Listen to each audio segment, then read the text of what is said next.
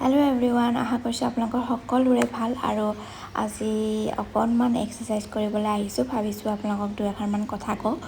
মানে কি জানেনে, জীৱনটো মোৰ বহুত খলা বমা উঠা নমা ষ্ট্ৰাগলৰ মাজত পাৰ হৈছে যদিও মই সকলোবোৰ সন্মুখীন কৰি আহিছোঁ আৰু আগলৈও কৰি থাকিম। ইমানখিনিতো মোৰ নিজৰ ওপৰত বিশ্বাস আছে যে মই কৰিব পাৰিম।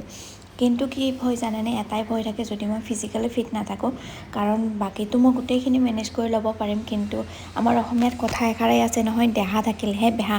আৰু সেইকাৰণে মই এই কথাষাৰ মই বহুত দেৰিকৈ বুজিলোঁ যদিও এতিয়া কিন্তু কামত লাগিছোঁ আৰু নিজকে ফিট ৰখাত পূৰা ধ্যান দিছোঁ।